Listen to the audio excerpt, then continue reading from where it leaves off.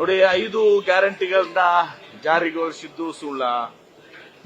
1.2 ಲಕ್ಷ ಕೋಟಿ ಕುಟುಂಬಗಳು ಅದರಿಂದ ಲಾಭ ಆಗುವಂತದ್ದು ಸುಳ್ಳ. ಸುಮಾರು 4.5 ಕೋಟಿ ಜನ ಅದರಿಂದ ಲಾಭ ಪಡೆದುಕೊಳ್ತಾ ಇದ್ದಾರೆ, ಅದು ಸುಳ್ಳ. ಅನ್ನಭಾಗ್ಯ ಯೋಜನೆ ಸುಳ್ಳ, ನಮ್ಮ ಶಕ್ತಿ ಯೋಜನೆ ಸುಳ್ಳ, ಭಾಗ್ಯಲಕ್ಷ್ಮಿ ಯೋಜನೆ ಸುಳ್ಳ, ಯುವ ನಿಧಿ ಯೋಜನೆ ಸುಳ್ಳ. 5 ಗ್ಯಾರಂಟಿಗಳನ್ನ ಜಾರಿಗೊಳಿಸಿದ್ವಿ. ನೀವೇ ಸಾಕ್ಷಿ ಇದ್ದೀರಿ ಎಲ್ಲರೂ. ಸುಳ್ಳು ಎಲ್ಲಿಂದ ಬರ್ತದೆ? ಏನಾದ್ರು ಸುಳ್ಳು ಹೇಳೋದಿದ್ರೆ ಅದು ಬಿಜೆಪಿ, ಸುಳ್ಳಿನ ಫ್ಯಾಕ್ಟರಿ ಏನಿದೆ ಅದು ಬಿಜೆಪಿ ಹತ್ರ ಇದೆ. ಇವತ್ತು ಅವ್ರು ಹೇಳಿದ್ರು, ಗ್ಯಾರಂಟಿಗಳು ಕೊಟ್ಟಿದ್ರು. 2014ರಲ್ಲಿ ನಾವು ಅಧಿಕಾರಕ್ಕೆ ಬಂದ್ರೆ 15 ಲಕ್ಷ ರೂಪಾಯಿಗಳನ್ನ ಎಲ್ಲರ ಅಕೌಂಟಿಗೆ ಹಾಕ್ತಿವಿ, ವಿದೇಶದಲ್ಲಿರುವಂತಹ ಸ್ವಿಟ್ಜರ್ಲೆಂಡ್ ಕಪ್ಪು ಹಣ ತಂದು ಎಲ್ಲರ ಅಕೌಂಟ್ಗೆ ಹಾಕ್ತಿವಿ ಅಂತ ಹೇಳಿದ್ರು. ಬಂತ 15 ಲಕ್ಷ? ನಿಮ್ಗೆ ಯಾರಿಗೂ ಬಂದಿದೆಯಾ? 2 ಕೋಟಿ ಉದ್ಯೋಗ ಸೃಷ್ಟಿ ಮಾಡ್ತೀವಿ ಅಂತ ಹೇಳಿದ್ರು. 9 ವರ್ಷ ಆಯ್ತು, 18 ಕೋಟಿ ಉದ್ಯೋಗ ಸೃಷ್ಟಿ ಆಯ್ತಾ? ರೈತರ ಆದಾಯ ದ್ವಿಗುಣ ಮಾಡ್ತೀವಿ ಅಂತ ಹೇಳಿದ್ರು, ದ್ವಿಗುಣ ಆಯ್ತಾ? ಈಗ NDRF ಹಣವನ್ನ ಕೇಂದ್ರ ಟೀಮ್ ಬಂದು ಹೋಗಿ ರಿಪೋರ್ಟ್ ಸಬ್ಮಿಟ್ ಆಗಿ ಹಳೆ ಮಾತಾಯ್ತು. ಇನ್ನೂ ಕೂಡ NDRF ನಾಮ್ಸ್, ಅದು NDRF ನಾಮ್ಸ್ ಬಹಳ ಕಡಿಮೆ ಇರ್ತದೆ, ಅದನ್ನ ಪುನರ್ ಪರಿಶೀಲಿಸಬೇಕು, ಅದನ್ನ ಜಾಸ್ತಿ ಮಾಡಬೇಕು, 10 ಪಟ್ಟು ಜಾಸ್ತಿ ಮಾಡಬೇಕು ಅಂತ ನಾವು ಕೇಳ್ತಾ ಇದೀವಿ.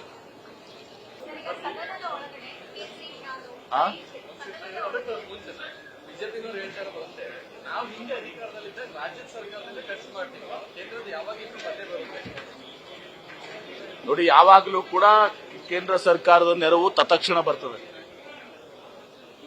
ಬರಗಾಲ ವಿಚಾರದಲ್ಲಿ. ಅದು ಕೂಡ NDRF ನಾಮ್ಸ್ ಬಹಳ ಕಡಿಮೆ ಇರ್ತದೆ ಹಣ. ಇಷ್ಟಾಗಿನೂ ಕೂಡ ನಾವು 2,000 ರೂಪಾಯಿ ಪ್ರತಿಯೊಬ್ಬರ ಅಕೌಂಟಿಗೆ ಕೊಟ್ಟಿದ್ದೀವಿ, ರೈತರಿಗೆ ಅಕೌಂಟಿಗೆ 35 ಲಕ್ಷ ಫ್ಯಾಮಿಲೀಸ್ ಕೊಟ್ಟಿದ್ದೀವಿ, 2,000 ರೂಪಾಯಿ ಕೊಟ್ಟಿದ್ದೀವಿ. ಇದು ಬಿಜೆಪಿಯವರ ಸುಳ್ಳಿನ ಮುಂದುವರೆದ ಭಾಗ ಅವ್ರದ್ದು.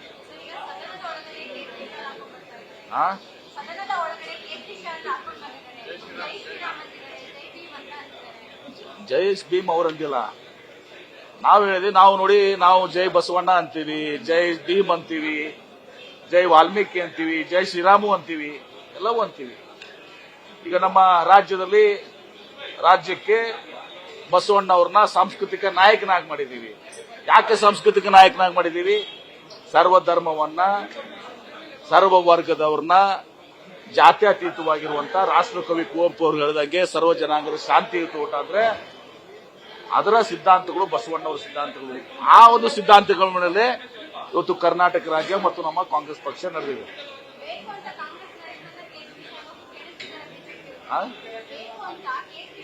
ನೋಡಿ, ಕೇಶರಿ ಶಾಲ್ ಇವ್ರು ಸ್ವತ್ತಲ್ಲ. ಈಗ ನಮ್ಮ ಮನೆಯಲ್ಲಿ ಪೂಜೆ ಮಾಡುತ್ತೀವಿ, ನಮ್ಮ ಮಠಗಳಲ್ಲಿ, ಈಗ ನಮ್ಮ ಲಿಂಗಾಯತ್ ಮಠಗಳಲ್ಲಿ ತಗೊಳ್ಳಿ, ಕೇಸರಿನೇ ಇರ್ತದೆ.